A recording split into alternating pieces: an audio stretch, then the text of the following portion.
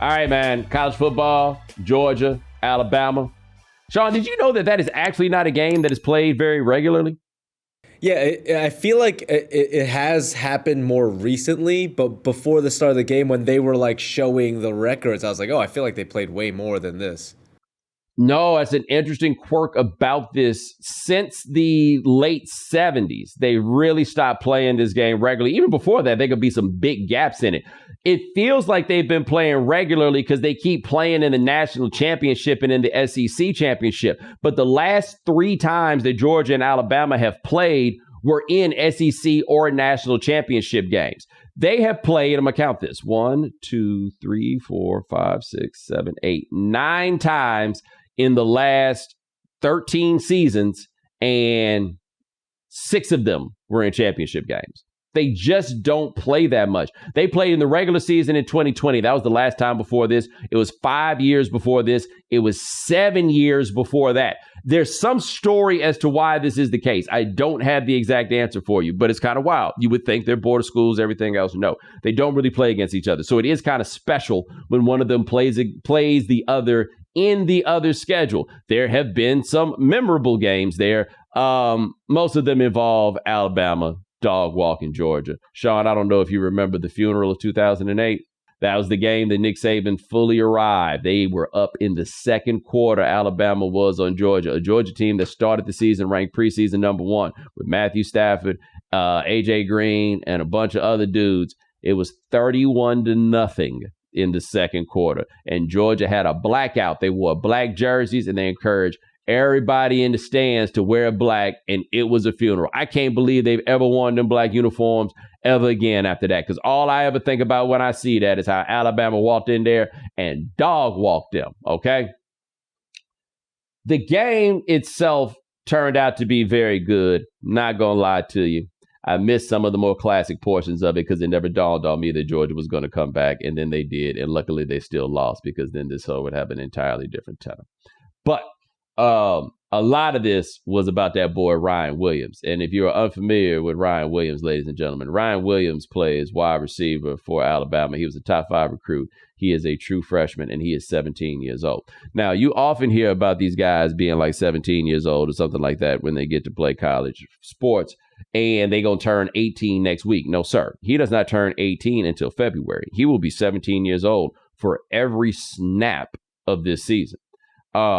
I have no idea how he is that good. Like, he's not big, right? Like he's more in the kind of Deshaun Jackson class of size. But his start-stop game is unreal.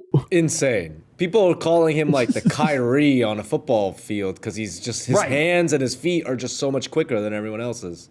And they let him play in high school last year? Ridiculous. Like just to be cold enough to be able to get up there with those Alabama receivers. And we've seen the caliber receiver they've been cranking out year after year after year. To get there and get yourself to the top of the depth chart by this point is crazy. He looked so good out there. And Jalen Milroe, you hear a lot of people talking about this idea of Carson Beck being the number 1 overall pick. And Carson Beck being the number 1 overall pick feels like the kind of thing that you do because you just think a quarterback has to be the number 1 overall pick. Like, nothing about him has seemed to me to be a guy that I'm like, oh, that's going to be the number 1 overall pick. But Jalen Milroe sure looked like a dude you might want to think about taking with the number 1 overall pick. Like, if you looked at how Michael Penix looked playing for Kalen DeBoer, who, I got to say, let me look up where he's from. Because I would like for him to, like, change his name. He's from South Dakota. I got to be honest with you, Sean. I think I talked about this, man. That name sounds like apartheid. It sounds like one of them. It do. It sounds like the only time I hear names that sound like that is like the De Beers, and that it, the jewelry, the diamond people. Go look them up. You know what I'm saying? But anyway, his quarterbacks look good, and Milroe looks much better now than he did last year. He did. He looked excellent in the course of that game. Like, that's a dude that might be a number 1 overall pick. But the other thing that threw me off, and I ain't never felt older than this in my life, Sean, I wanted somebody to explain to me how it was that Ryan Williams is 17 years old, and that boy is tattooed all the way down to the knuckle. There's a lot of big question marks because, like, I remember when we were talking about the game, you mentioned the tattoo thing, and then I saw Tyler Dragonfly Jones, who we just had on the show, say, how did he do the Dirty Bird celebration? How did he know what that is at 17? Yes. So he must be an old soul, maybe? He got a fake ID that get him into anything. He got a fake ID that got him into 1998, apparently. I'm dead ass. First of all, this boy was born in 2007. Gross. That sounds just This boy awful. was born in February of 2007. He wasn't born for Vince Young winning the Rose Bowl. But anyway, I don't want to seem like a super old dude, but I am overwhelmed a bit by the ways in which it feels like college football is missing the plot in some ways. And I'm not saying that Ryan Williams being tatted to the knuckle is him missing the plot, but I would make this point. I read a book very recently by Neil Postman I thought was very good, and it was called The Disappearance of Childhood. And it was making the argument that the notion or the concept of childhood, which is actually a relatively new idea, like only really a couple of 100 years old, but that idea goes away as exposure through television is the point that he makes, but the internet exacerbates this. But as exposure with no gatekeeping to ideas and adult themes, and children have access to them at all times, the lines are going to wind up blurred. And if you follow any of your friends, like teenage children on Instagram, you know very clearly that the lines are super blurred, right? Like, the prom don't look like the prom no more, do it? No, everybody looks like a damn adult, right? Not because they look like adults in their facial features, but in everything, and they get down, right? Part of the charm of college athletics is that these are young people at the least, but kids in a lot of ways. Part of it, however, is that this has been so professionalized that it becomes impossible for people to view the players as like kids, which is going to take away a charm, and them making money and some of them making real money is also going to take away and make it impossible to view it through that lens. And looking at young grown people, I just don't know how much fun that is. Like, this is something that we're going to have to think about, and something that we're going to have to consider as we're consuming college sports, is that the aesthetic and the reasons why we got into it in the first place are going away. That is a overall societal thing that is happening that is just going to intersect with the college ball. Just to be clear, that's just a thing that I noticed as I was watching, though I did feel that for me, it would lead to a fairly interesting segue in something I think that one game in particular pointed out, right? So I saw a lot of people trying to make the argument that the playoff is going to diminish the importance of a game like Georgia and Alabama. And I do not think it will. I do not.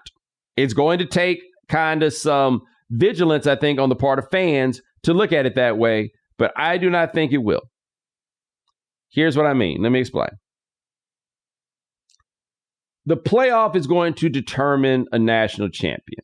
And a national champion is important for national discussion. I contend that the idea of having a playoff and going through all of that to determine a national champion only truly serves one party, and that's ESPN. I don't think it serves anybody else. And I think it serves ESPN, just so we're clear, because ESPN is the sun when it comes to national sports conversations. Everything else revolves around that. Having a playoff means having a topic that, at least in theory, everybody in the country cares about. And what ESPN and any other national outlet is looking for is something that everybody cares about. That's how you get the whole nation to watch it. Okay? It's no shade to my former employer. That's just the reality of this situation. In truth, I've said this before on this podcast, but for those of you who are new, this is a big point that I stick with, okay? There is only one school that is playing for a national championship every year, and that is Alabama. Everybody else is playing for a wide-ranging set of motivations, but most of them are local. Most of them are regional. Most of them are really just tied to a moment, okay? And so what you had on Saturday night in that moment was Georgia playing Alabama at Bryant-Denny Stadium, something that just doesn't happen that often. They are both highly ranked. They're both very good teams. And I don't think anybody in the moment of that game was thinking about no damn playoff.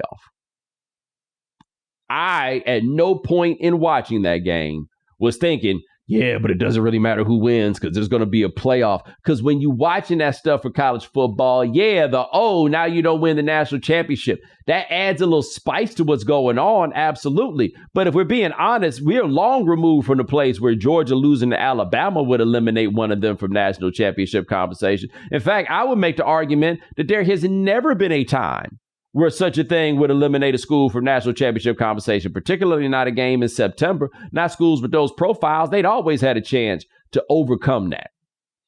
But the playoff does have a way of creeping in and dictating what we talk about.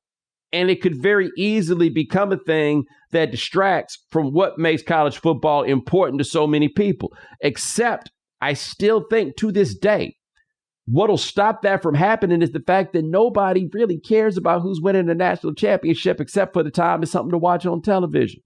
Most people are consuming this game through the lens of their one school.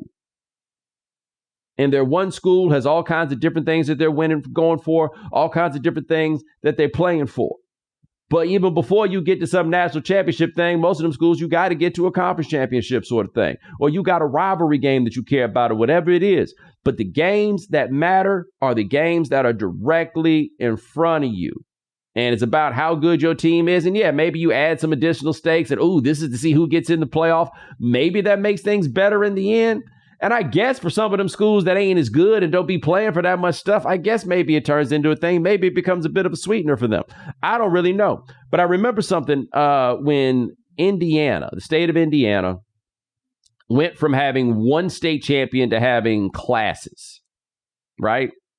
And I remember I was talking to Pat Forty about it, and I was like, it's cool because I'm from Texas, man. Like for football, you had all the classes. Like for the different subdivisions, you'd have different classes within the subdivisions, like different subdivisions within the classes. You'd have a zillion state champions. And he's like, nah, man, they messed up perfection because everybody had a different thing that they were playing for, and you didn't need to break it down like this to give them something to play for. And he was right. And everybody's got different little things that they play for. And I do feel like what this game showed is what actually matters about this.